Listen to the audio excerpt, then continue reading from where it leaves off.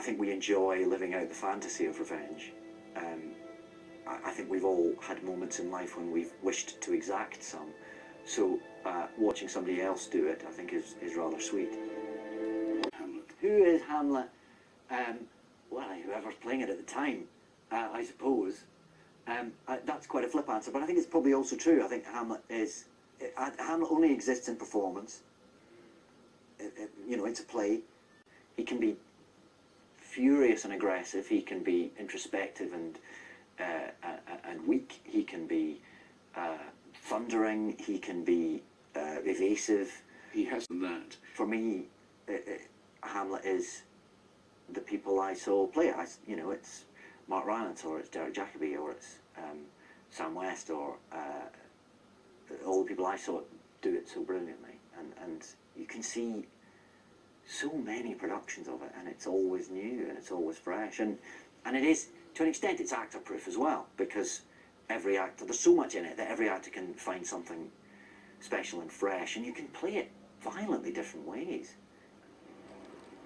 But each one is individual, and each one is specific to the time it's done in, as much as to the person who's doing it, and to the people you're doing it with. It's also a play, so it's collective. It's not a one-man show. He wants it to be true. He believes it's entirely credible. For him, it makes sense of everything that's happened. It allows him to believe that Claudius is the bad guy. There's a villain of the piece, suddenly. The new guy.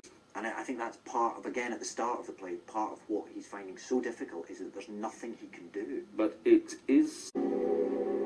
He's trying to live out his fantasies, and he can't quite do it, which is, I imagine, where a lot of us would find ourselves.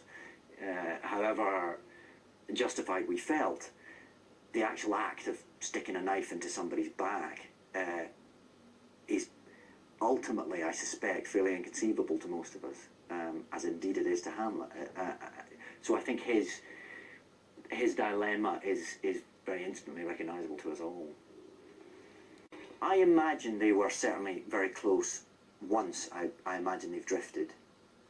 But I think when the world comes crashing in around him, he reaches out, he wants to reach out to her,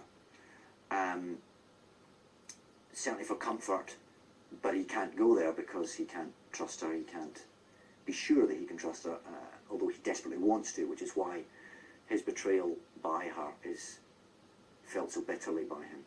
It is a play that you can keep going back to and should be rediscovered each time, because it changes and it moves.